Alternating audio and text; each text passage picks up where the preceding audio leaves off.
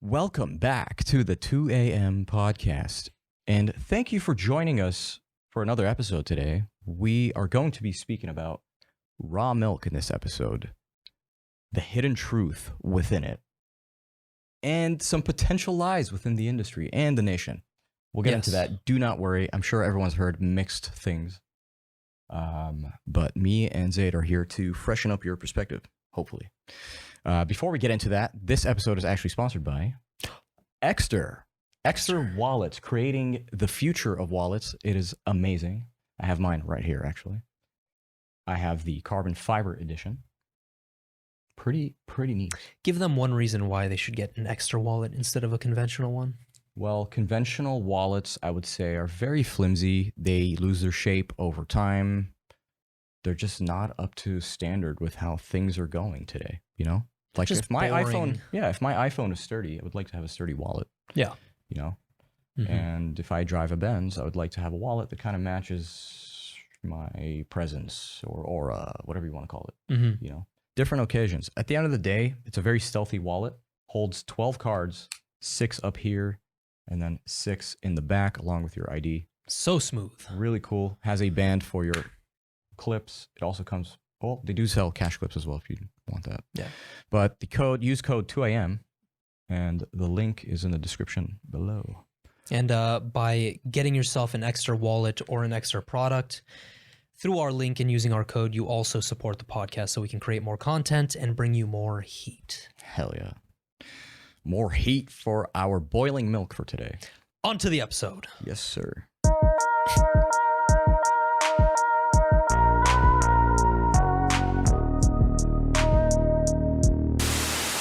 How dare you suggest we have a freaking milk episode? Okay, I understand that it is certified regenerative, and there is some raw truth about everything we're about. It's like, I don't know, man. I feel like my digestive is really prepared for this. This episode, outside of the puns, which we appreciate. Yeah, I haven't showered in a few days, so I feel very fermented. You know? Oh my God. It's called the raw truth about raw milk. Yeah, okay. Sitting in my abode we call the cottage today. Cheesing on a boy. A little cheesy this morning. So this is a very exciting episode. I love it. Honestly, real quick, serious talk. The milk industry in general has had a feud for the past, entire lives?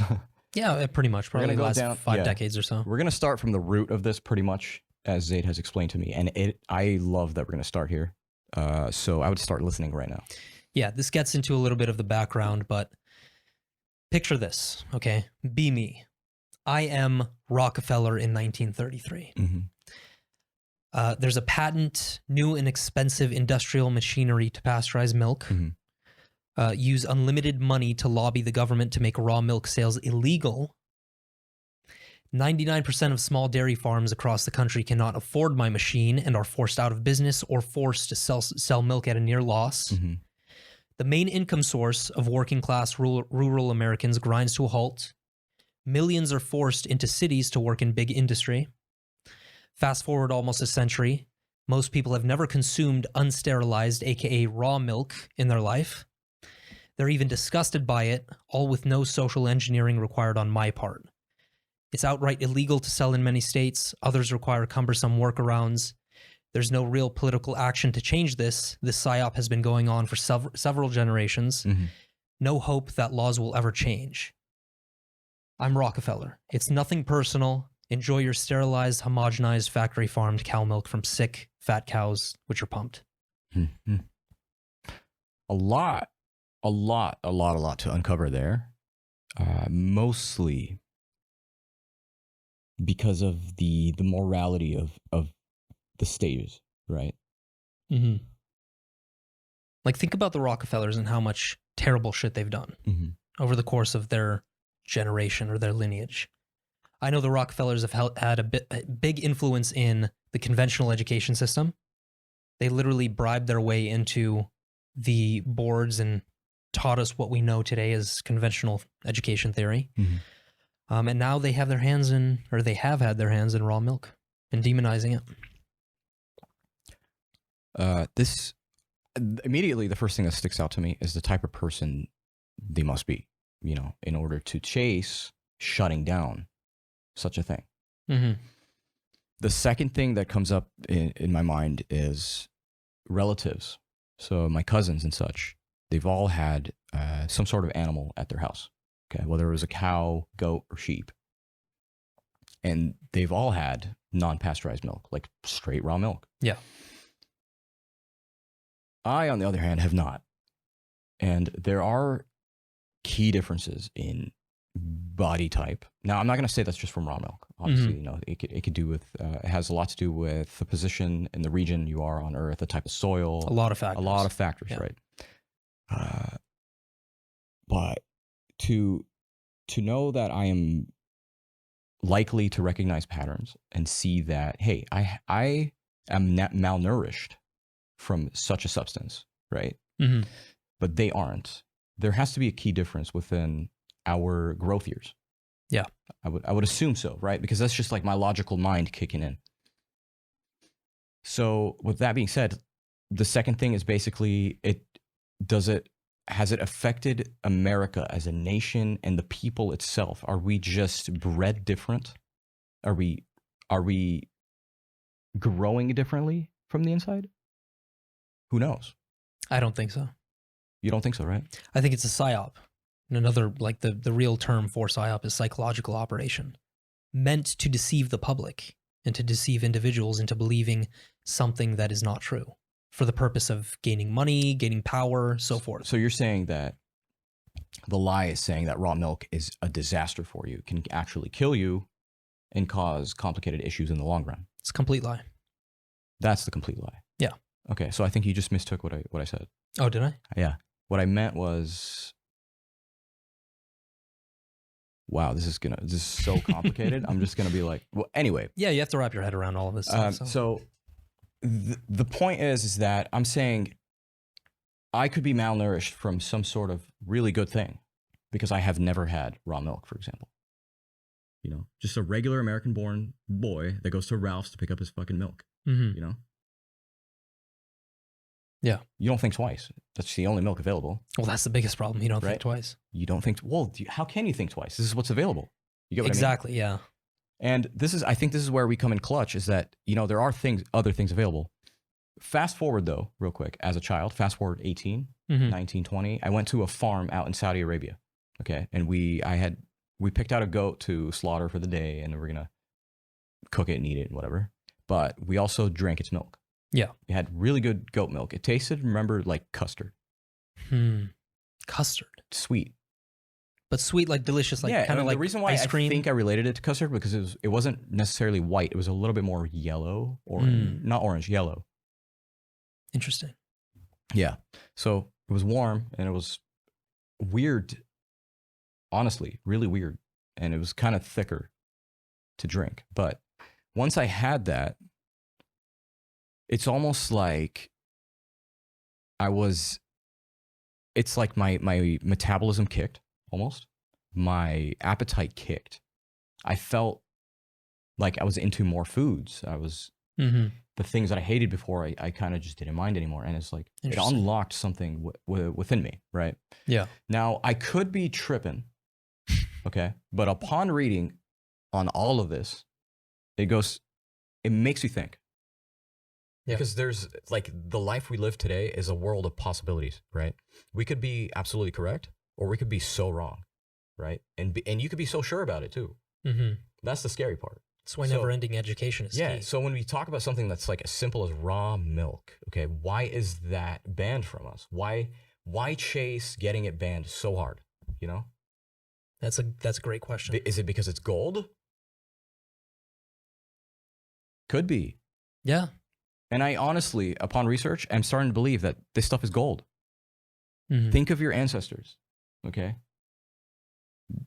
There's no pasteurized. No, it was like, what is that white stuff? There was no facilities for ultra pasteurization, homogenization, all that BS. Yeah. Now we have things like claims like, it's a disaster, especially to those that have AIDS and HIV and all kinds of diseases, right? And you're like, oh my God, bro. Well, think about it. HIV and AIDS wasn't really a thing until insane sex was a thing, right? Sure. raw milk was still way more rooted. I'm saying go back. Oh, raw milk is rooted to the dawn of our species. Yeah. Which begs the question. Wait, hold on. Here's this question for you. What if they set up our entire health plan to work? So that means we're malnourished in general with our entire system of food. Okay. To the point where this just works with it. The conventional milk? Conventional milk, yeah, not raw milk. Yeah, I'm a firm believer in that. Which is, it's a psyop. It is a complete psyop. It is a psyop. Bro.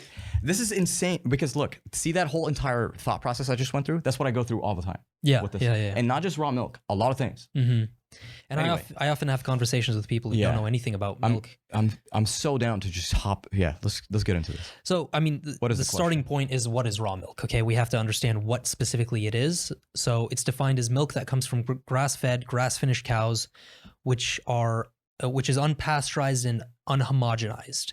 It's not adulterated in any way. This means raw milk contains all of its natural enzymes, fatty acids, vitamins, and minerals, making it what many refer to as a complete food.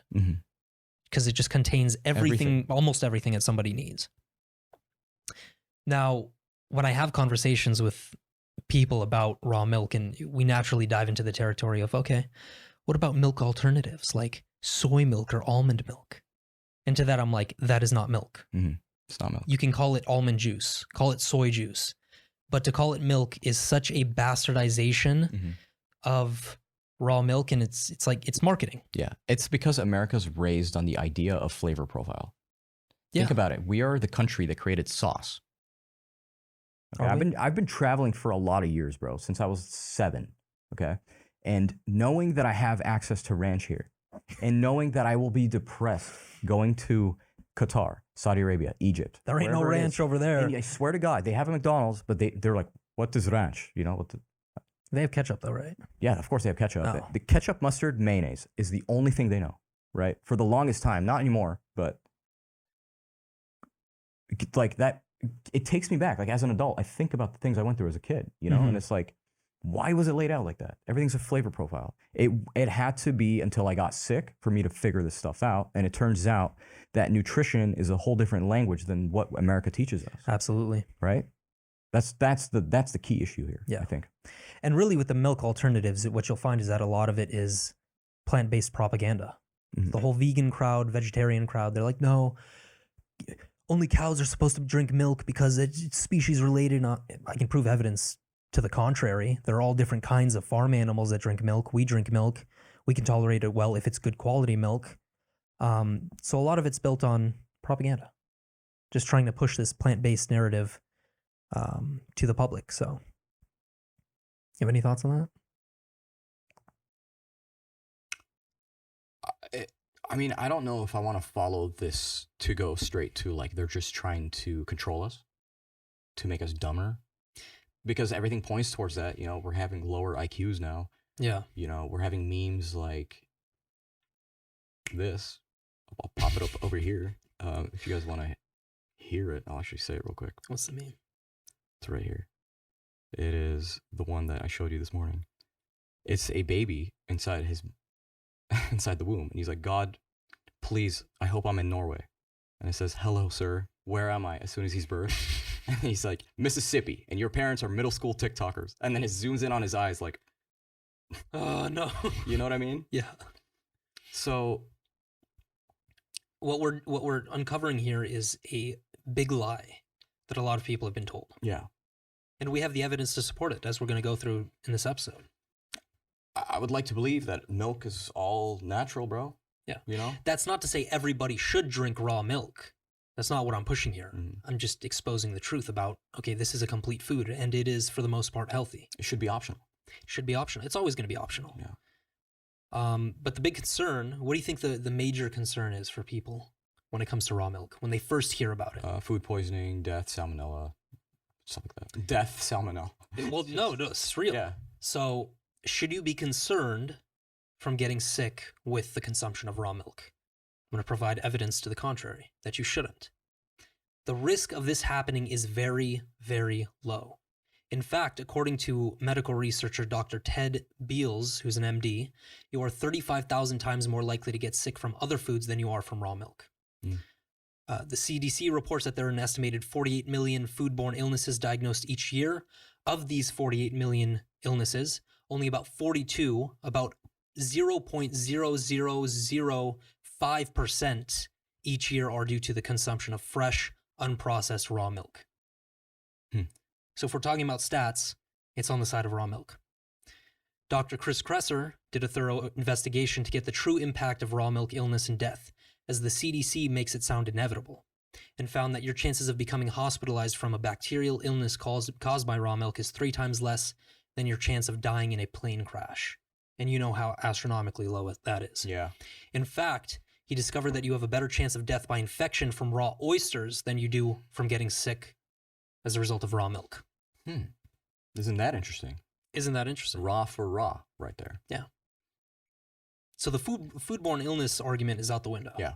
So this is where I started, like upon research, thinking like this. I was like, so many things. I mean, I've lived to this day, right? And so many things could have killed me.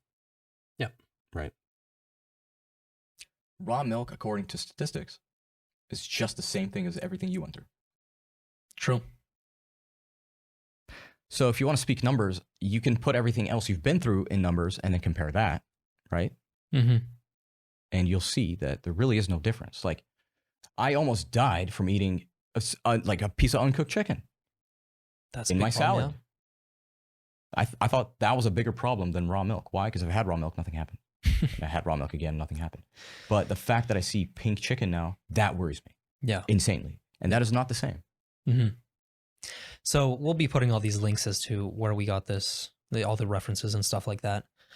Also, one thing I do have to mention is that the quality of the milk produced matters immensely when it comes to foodborne illness. So if you have milk from a sick cow, trust me, you're more likely to get sick from that. It just transfers on. But if you have milk, raw milk from a cow that's been doing what it's supposed to do, living on grasslands, grazing properly, then your chance of getting sick is astronomically low. Mm-hmm. You have a better chance, you have a higher chance of dying in a plane crash, for God's sakes. Like, that's incredible. Mm-hmm. That alone should throw the theory out that raw milk is a net negative to human health, right? So now we can get into the benefits. Yeah. Well, this is the strong part. This is the one that outweighs. This is the strong part. And we have a few studies to back it up. But the first benefit is that it actually reduces allergies. A study published in the Journal of Allergy and Clinical Immunology involved 8,000 children with various diets. And one of the conclusions that researchers made was that by drinking raw milk, children experienced naturally immunizing effects. So it builds your immune system up. Yeah. Which is what we need. Yeah. Along with movement. Yeah. Begs the question, how can raw milk reduce allergies, and isn't dairy tied to high rates of intolerance or sensitivities? Nutrients like probiotics, vitamin D, and immunoglobulins, antibodies found in raw milk, naturally boost the immune system and reduce the risk of allergies in both children and adults. Enzymes found in raw milk help with digestion, but are often reduced or destroyed during pasteurization, which can contribute to lactose intolerance. Another common thing, I'm going to revert this back to my cousin thing, the relatives. They don't know what lactose intolerance is. Nobody does, bro. Nobody. But somehow, for me, my throat clenches. And I have this weird effect where it's just like, I can't breathe right. And it feels like everything's inflamed. And you're like, what is this allergy? I do not like this. Right? I can't eat cheese. Imagine saying that to an Arab, bro. Yeah, I can't eat cheese, sorry. And what? I'm sorry, what? What did you say? Yeah. Are you insane? You're not in my house right now. It's blasphemy. Get out of my house. Yeah. It's blasphemy. Yeah. So to me, that was always fascinating because it's like, they're just as human as I am. What the hell is going on? And it's a mess. And I'm talking about 50, 60 bodies of people that have been eating cheese, drinking raw milk, and doing just fine. Never gotten sick from it. And knowing that raw milk actually reduces allergies because it builds the immune system, I want you to think about the rise of lactose intolerance. It's gone through the roof over the past couple decades. Now I want you to think about the rise of conventional, ultra-pasteurized, ultra-homogenized milk consumption. Gone through the roof. That's not a coincidence. Nobody that I know drinks raw milk. Or at least it's a handful of people, especially within the grand scheme of the population, right? Yeah. So that should tell you something. Number 2, health benefit, improve skin health. Dairy might have a bad reputation when it comes to causing or worsening acne and skin inflammation, but this is far from the case with raw milk. It contains all the fat-soluble vitamins, healthy saturated and omega-3 fats, and it contains probiotics, which all contribute to great skin complexion. Yeah. Have you ever had any skin issues with conventional dairy? Yeah, absolutely. That's Especially why. American cheese. Are you kidding me? Ugh. Because all of that good stuff is destroyed with conventional milk and how it's prepared. Number 3, it prevents nutrient deficiencies. This is a big one. 1 serving of raw milk contains about 400 milligrams of calcium, 50 milligrams of magnesium, and 500 milligrams of potassium. It contains all the essential minerals and electrolytes. So, as we said, complete food. You're getting the stuff you need. Nutrition-wise. Yeah. Which is why, don't forget the flavor profile for any nutrition, okay? I think a whole rounded diet, just like this milk, right, is going to give you a full rounded nutritional base value for the day. Bingo, exactly. That's exactly what it is. Yeah. You can also use raw milk to create fermented products like yogurt, cheese, kefir, which are unbelievably amazing for gut health. Mm-hmm. That's a huge thing. Yeah, that's one thing I had to do to transform my gut back to normal, basically. Why do you think think about Arab culture, why do you think they include fermented kefir or fermented yogurt in almost all of their dishes? Yeah. Anyone that knows Arab courses or meals that go down, there's always halal meat. Yep. Right? It's cut a certain way. It has to be all that drained a certain way. You watch it being slaughtered. Yep.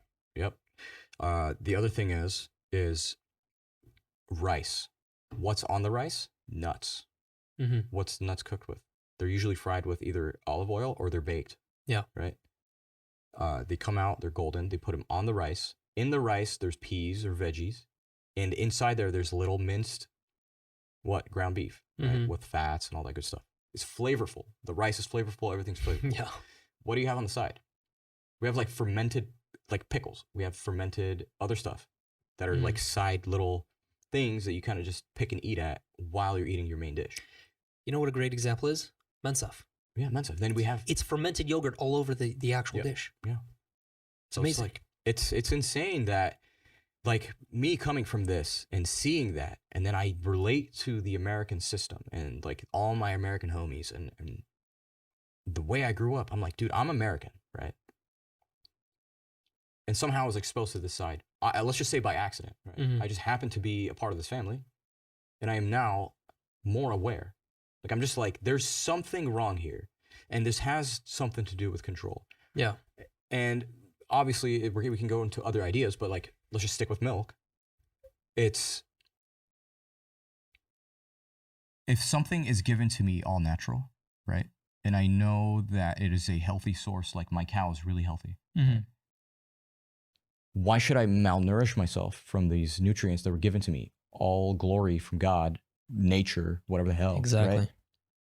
Doesn't make sense for me to extract all these benefits, especially because I know what's being extracted, The only thing that I can probably take from raw milk, where everyone would argue heavily the opposite, mm-hmm. is the bacteria side. And that honestly just goes back to what the hell is the source? What's this? It's all it is. Right? Is your cow grazing properly? Is it not? What condition is it in? What condition is the farm in? Who's the owner? All these things play a part. And I think that's why raw milk is generally going to be much more difficult to buy, especially in the United States. Yeah, for sure. Unless you go to farms and you know what to look for. Yeah, because in Saudi Arabia, here, let me paint this picture for you. You go there, the guy speaks Arabic, whatever, and then my uncle usually deals with him. He's like, okay, how many do you want? And they put them in little triangle bags, and they poke a straw in it, and you just drink. Damn. That's how raw it is, dude. They don't even care about jars or anything. It's just you drink it right there. Just drink on the go. Yeah. Yeah, I mean, I can even recall back to when I was in the UK for soccer. I mean, the entire Ireland and England, the entire landscape is just the most beautiful green you've ever seen. Mm-hmm. And what do you see? grazing sheep, grazing cows. There's no for the most part, there are no factory farms there. Yeah. So the quality even there is superior than the United States. And what you'll notice is that this is local to just the United States. Other countries, they don't have these issues. That's what I'm saying. So like, this is what I want out of every single one of our audience members, is to really realize and recognize what the hell is the United States compared to the rest of the world. Right? It's a fraction of it. It's a fraction of it. And it's like, I don't know about you, man, but my car is German.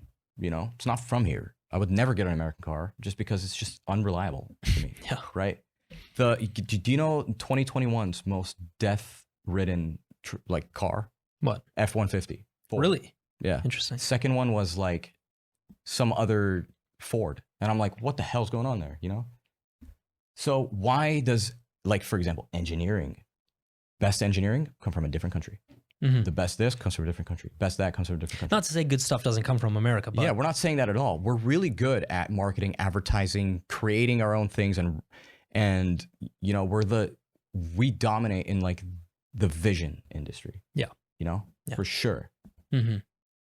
But like, think of any other high bougie brand. It's usually not from here. That's true. Right? You think of Paris, you think of somewhere else. It's true. And it's like, I would rather see what they're doing, right? And compare that with their neighboring countries that all do the same thing, rather than this one singled out, hey, I have it all figured out. It's what America speaks to me sometimes with this kind of stuff, with the FDA, the CDC and all that, is that it goes like this. Everyone is incorrect. I'm the one that's correct, right? Trust the science. That's narcissism speaking. Yeah, it is. Right? Because how could I be incorrect? I'm correct. People just don't want to follow. 100% of people do not want to follow me, but I am correct. Yeah. What does that mean? That most likely you're incorrect. If you're that stern about things, then most likely, yeah. So, and it's like the way it happens, right? You push for, this should be banned. This shouldn't even be optional, almost. See, that's where I have a problem, right? Because since when do people care? People commit suicide every day, right? When do we care about death? When it's hosted by Nabisco? Is that the drawing line? Because I guess. Like at the end of the day, we consider everything to be a number, right? Death is a number up until it depends on the subject. Yeah, it does. It's a very it's disconnected from any humanity or any normalcy, I guess. Yeah, that's a big problem. So, raw milk. Yeah, I mean, it's an industry thing. I don't think it's a raw milk thing at all. It's both. It's both. But some other benefits to list out: increased bone density, neurological support, weight loss, helping build lean muscle mass. Raw milk is probably the most effective weight gainer if you're trying to gain mass and just overall weight. And then better digestion if you get it from the right source. Now, what I'm going to introduce here is called the 3-tier dairy system. Okay. We can include this picture if you want, but I'm not going to talk about that.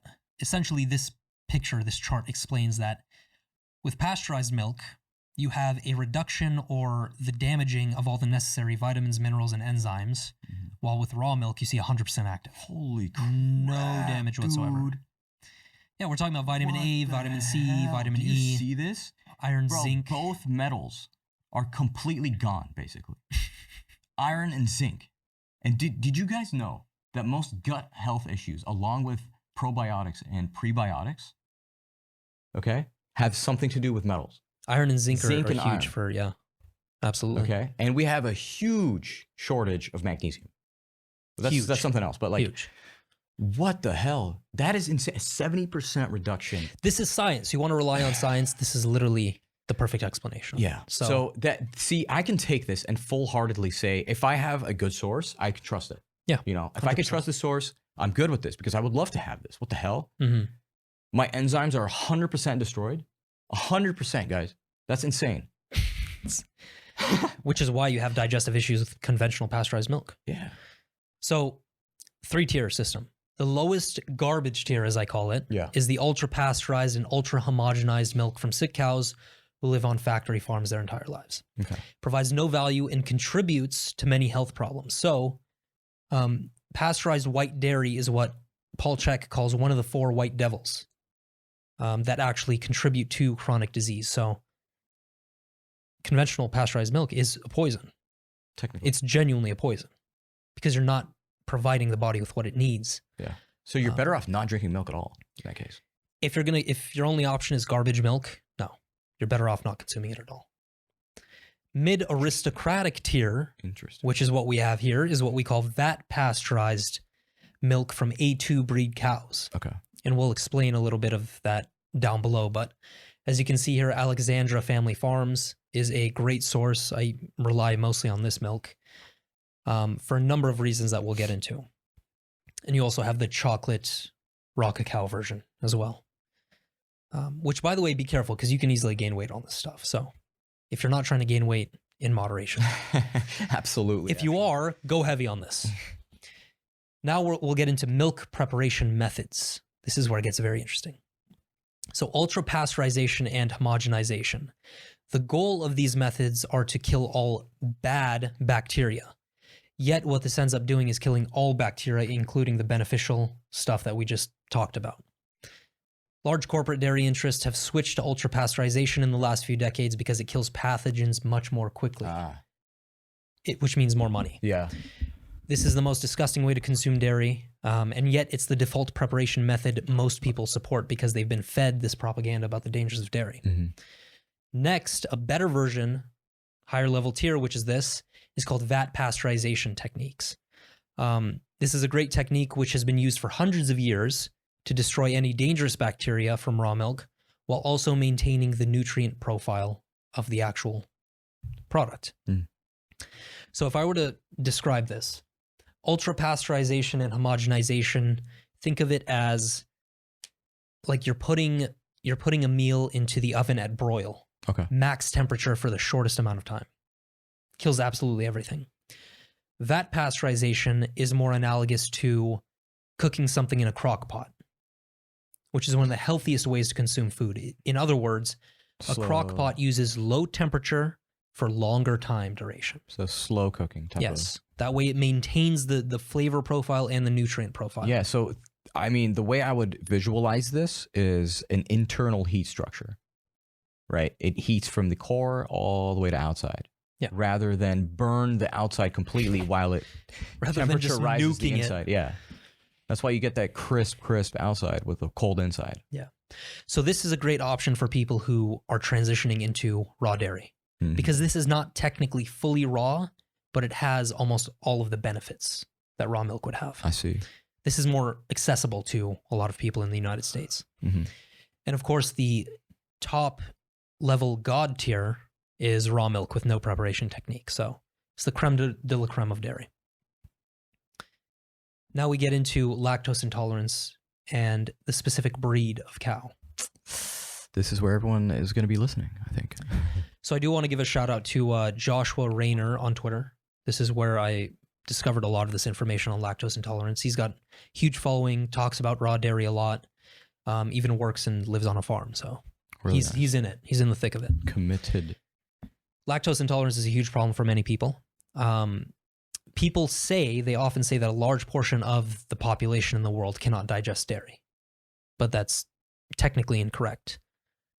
Point number one I want to make is that it's true that some people produce more lactase in their intestines, but it doesn't matter because raw milk contains lactase.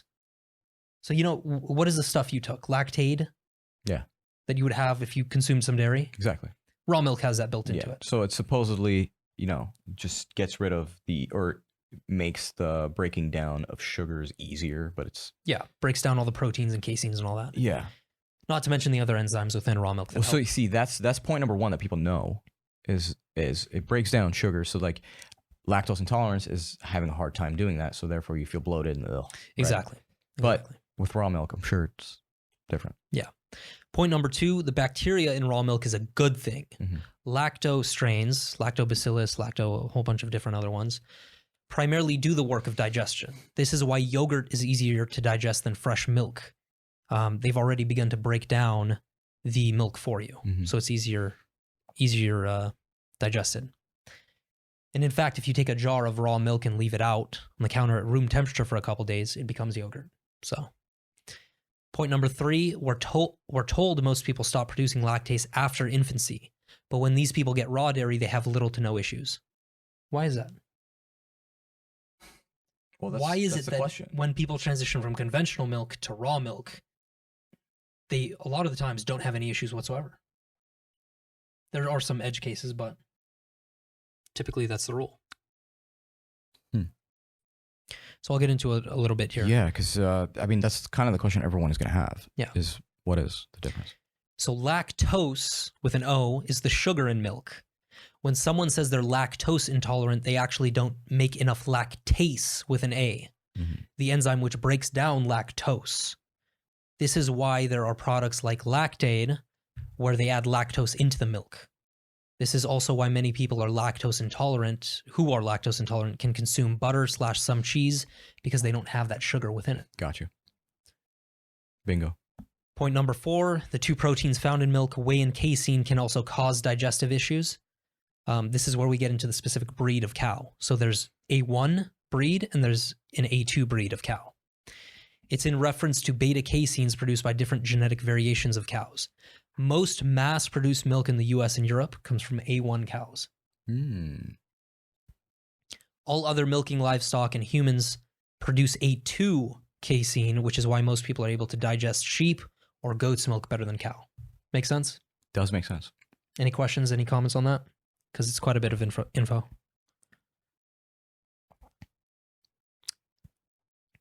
Well, it gets confusing because of the just the variations of cows. There's only 2. There's only 2. A1 and A2. But I'm saying, well, is how does someone go about finding a source like that? You know, because I'm sure after this, people are going to be wanting to try this. You know, where to get this? What is, you know, absolutely, what is A1, A2? How to find that out from the source? How hard it is to access true raw milk? Things like that. So you mentioned Alexandra. Yeah. Is where are they out in? So I think this is step number 1 if you're getting into this. They have products in Mother's Market, Sprouts, Whole Foods. They actually just recently added it into Whole Foods, so I'm very excited about that.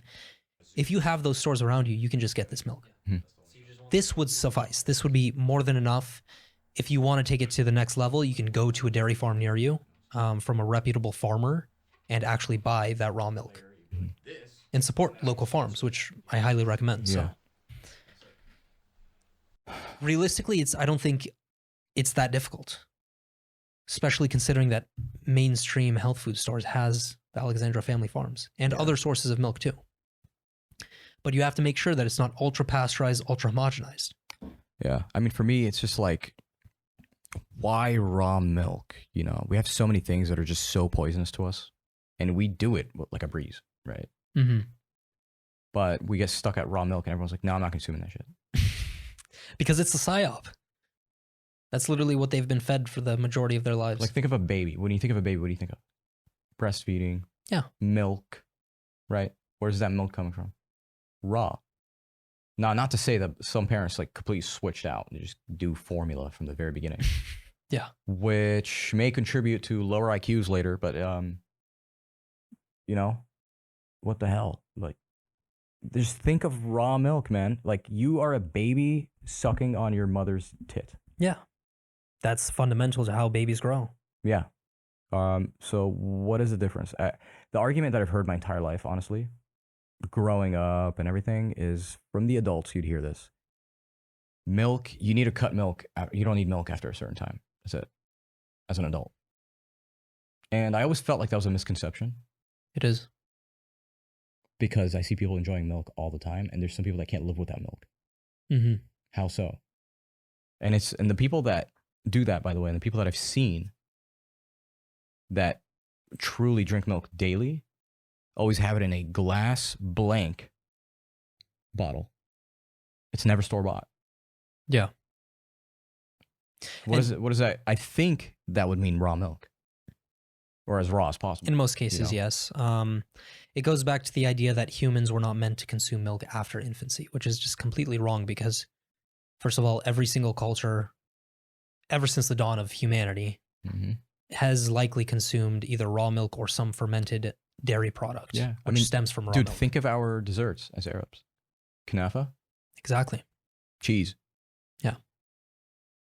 And the most poignant example I can bring up, and I don't have pictures on me, but if you look at pictures of farms, pigs drink from the tit of a cow, cats drink the raw milk, dogs drink it, humans drink it.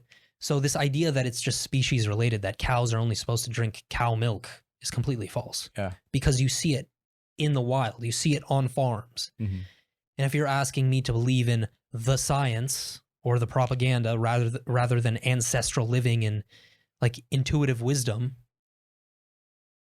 it's not going to happen.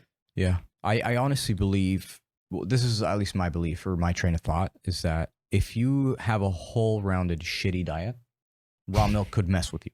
That's how it could. Yes. You know what I mean? So because in that case, you are susceptible to more diseases and more things. You're at risk for more things when you have a really crappy diet, especially when you've been eating seed oils and all kinds of disgusting crap that just linger in your gut, causing these micro needle holes that are literally leaking. Right? And it's just, you're having all these gastric issues and ulcers and ulcerative issues. And you have and it's just, it goes everywhere, right? Fix your diet first and consider raw milk as a part of it. Yes. You get me?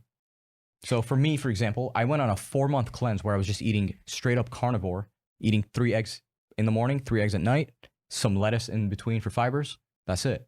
I was cutting out like most rice and everything. Once a week I'd have like potatoes and stuff, but everything else was fish, like straight up source. Yeah. And that's all I was eating, right? Once I cleansed myself and I saw that I was so much more awake and aware, and I felt smarter and better and stronger, and just I looked healthier. I acted healthier. I can get 63 out of 100 sleep, and it would still be amazing, right? What happened? It's just I stopped focusing on flavor profile, like I mentioned earlier in this episode. Went straight for nutritional value. Well, here's the funny thing. Calculating all that, and then when you do things like raw milk and fermented stuff that has bacteria that could actually mess with you, cause nausea, or give you quote unquote food poisoning, I don't see that happening when you're not even relatively healthy, really healthy. And I have 2 points to make based off of what you just said. Nutritional profile and flavor profile are usually linked. So this stuff tastes amazing, and it's amazing for you. That's not a coincidence. Remember what I said? It tasted like custard the first time I had it. I was like, what is this? That only becomes a problem if you eat refined processed junk food, because that tastes amazing, but it's not good for you. They've hacked their way around that system.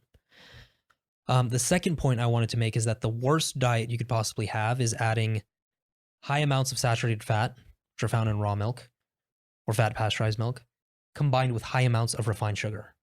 A high fat, high sugar diet is terrible for you. So you want to be careful. Don't include this into your diet if you eat a bunch of bullshit. It's not going to work out well. It's a really good warning for that. Yeah. Because it's I can see it as a trigger. When things are raw and natural, it could be a trigger if you're whole-roundedly not in a good position. Exactly. And it starts with, what are you feeding yourself? Yeah. So last 2 things here, making the switch. This is for people who want to transition into drinking vat pasteurized or raw milk. It's not always easy, okay? So the low-quality pasteurized milk you've consumed for years has an effect on the body. And some of those effects could be lingering. They could stay with you for a while. The remnants of cauterized casein and lactic acid from pasteurized dairy will actually be liberated from your system by raw milk. But you have to take a stair-step approach to it, slowly but surely implement it into your diet. Over time, your body will adjust. It'll create new bacteria in the gut, populate new bacteria. But you might feel some discomfort in the short term. For most, this doesn't even last a few days. So for others, it could take weeks to months. Yeah. It just depends on you. Yeah. For me, it was just like, loss of appetite for like 2 days. And then I was, okay, that's it, back to normal. That's kind of what bacteria does. If you've taken probiotics, you can sometimes notice this. They come in like either pill form or gummy drop form, whatever you want to take it as.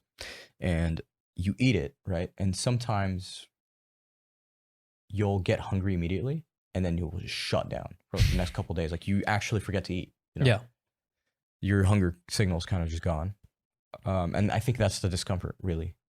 In my experience. Yeah, it can come up as a variety of symptoms, but it goes away. Mhm. And then as a little bonus, how to use raw milk on your skin. Now, to benefit from raw milk's skin-soothing nutrients, you can easily make your own raw milk face cream.